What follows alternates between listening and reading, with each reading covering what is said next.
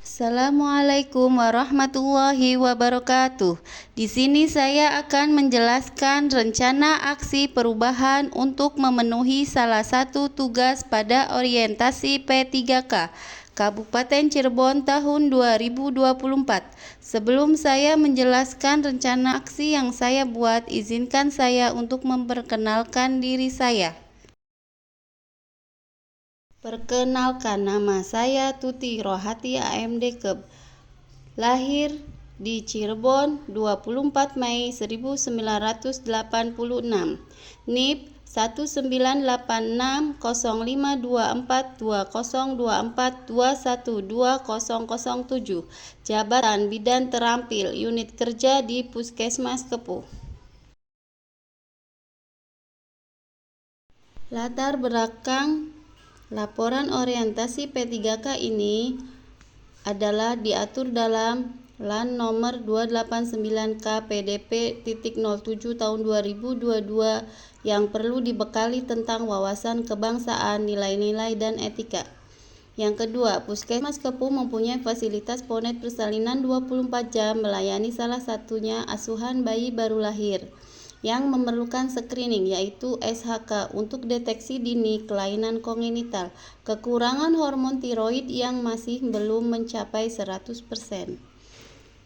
Tujuan umum: setelah mengikuti orientasi, peserta mampu menerapkan dan mengaktualisasi hasil orientasi di instansi masing-masing sesuai dengan nilai-nilai dasar bela negara dan ASN berakhlak. Tujuan khususnya meningkatkan kunjungan pelayanan SHK sampai 100%. Waktu dan tempat kegiatan orientasi P3K dilaksanakan pada tanggal 23 Oktober 2024 sampai dengan 25 November 2024 dengan metode blended learning, sinkronus melalui Google Meet dan asinkronus melalui Google Classroom. Visi dan misi Kabupaten Cirebon. Visi pemerintahan Kabupaten Cirebon adalah terwujudnya Kabupaten Cirebon berbudaya, sejahtera, agamis, maju, dan aman. Misi pemerintah Kabupaten Cirebon yaitu Kabupaten Cirebon berbudaya, sejahtera, agamis, maju, dan aman. SOTK OPD Dinas Kesehatan terdiri dari Kepala Dinas, Sekretaris Dinas, Bidang Kesehatan Masyarakat, Bidang Pencegahan Pengendalian Penyakit, Bidang Pelayanan Kesehatan, Bidang Sumber Daya Kesehatan, dan UPTD. Manajemen Kepegawaian dan Penilaian Kinerja P3K sesuai Peraturan Pemerintah Republik Indonesia Nomor 49 Tahun 2018 tentang Manajemen Pegawai Pemerintah dengan Perjanjian Kerja. Manajemen P3K meliputi 1. Penetapan kebutuhan, pengadaan penilaian kinerja, penggajian dan tunjangan, pengembangan kompetensi, pemberian penghargaan, disiplin, pemutusan hubungan perjanjian kerja, dan perlindungan. 2. Penilaian kinerja P3K. Puskesmas Kepuh secara geografis berada di wilayah Desa Semplo, Kecamatan Palimanan, Kabupaten Cirebon. Sebagian wilayahnya merupakan desa persawahan bercuaca panas. Wilayah kerja secara administratif membawahi 5 desa, yaitu Desa Kepuh, Semplo, Panongan, Balerante, dan Cilukrak. Visi Puskesmas Kepuh adalah terwujudnya puskesmas yang responsif terhadap pelayanan kesehatan yang berkualitas. Misinya adalah 1. Memberikan pelayanan kesehatan secara adil. 2. Mengembangkan sumber daya yang ada untuk mendukung pelayanan kesehatan yang berkualitas. 3. Meningkatkan peran serta lintas program dan lintas sektoral dalam bidang kesehatan. Tata nilai senyum, yaitu santun, empati, niat, yakin, unggul, dan mudah. Struktur organisasi Puskesmas Kepuh dikepalai oleh Dr. Gunawan, penanggung jawab tata usaha Pak Subhana, penanggung jawab UKM esensial dan Perkesmas Ibu Neneng Susanah. Penanggung jawab UKM Pengembangan, Ibu Fujiati Sri Utaminingsih. Penanggung jawab UKP Kefarmasian dan Laboratorium, Dr. Siti Khadijah. Penanggung jawab Jaringan Pelayanan Puskesmas dan Jejaring Puskesmas, Ibu Nani Juniarti. Penanggung jawab Bangunan Prasarana dan Peralatan, Ibu Cerminah. Dan penanggung jawab mutu, Ibu Ilawati. Rencana hasil kerja P3K atau matriks rencana hasil kerja selama kontrak. Saya sebagai bidan terampil mempunyai 31 tupoksi dengan kegiatan sebagai berikut. 1. Melakukan pengkajian pada ibu hamil bersalin dan nifas fisiologis. Tujuan kinerja meningkatkan kesehatan pada ibu dan bayi, menurunkan angka kematian ibu dan bayi. Indikator pencapaian peningkatan cakupan persalinan di fasilitas kesehatan 100%. Waktu perolehan periode tahun 2024 sampai 2029.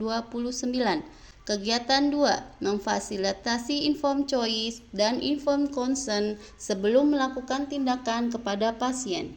Tujuannya memberikan perlindungan hukum pada petugas dan pasien. 2. Memastikan pasien mengerti semua informasi sebelum melakukan tindakan. Indikator pencapaian pasien mendapat pelayanan yang tepat sesuai kebutuhan. Waktu perolehan periode tahun 2024 sampai 2029. Kegiatan ketiga, memberikan nutrisi, rehidrasi, vitamin dan konseling pada ibu hamil bersalin dan nifas.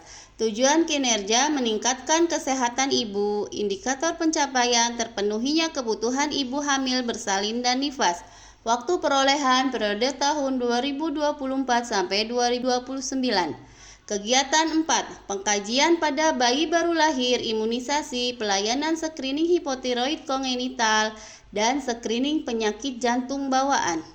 Tujuan kinerjanya meningkatkan kesehatan bayi baru lahir, deteksi dini kelainan kongenital sejak lahir, menurunkan angka kematian bayi, mencegah kecacatan.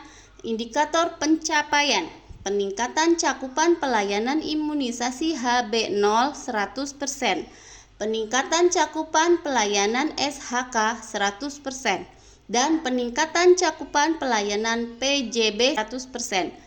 Waktu perolehan periode tahun 2024 sampai 2029.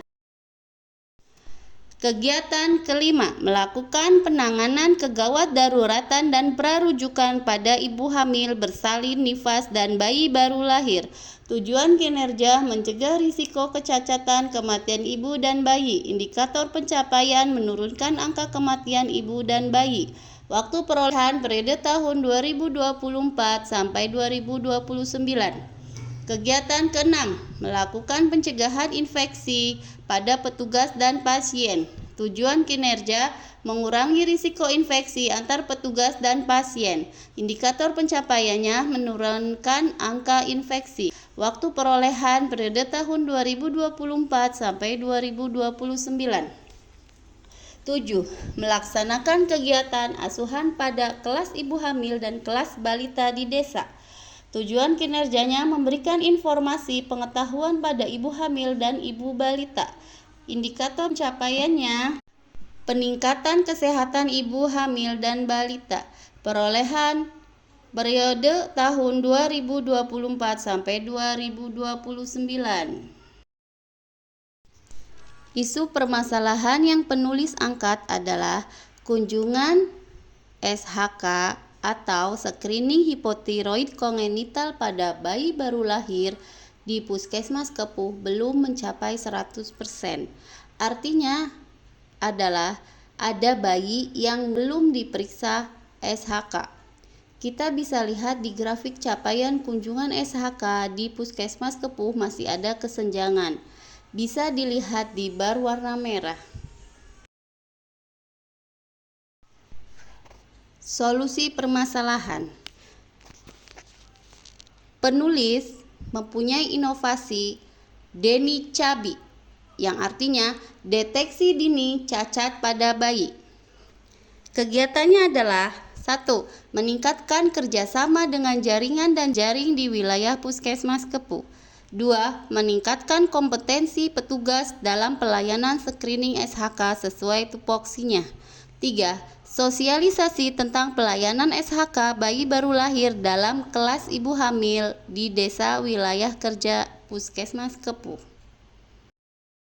Kesimpulan 1. Setiap ASN P3K yang baru saja diangkat oleh pemerintah daerah diwajibkan untuk mengikuti kegiatan orientasi pengenalan nilai dan etika di instansi masing-masing. 2.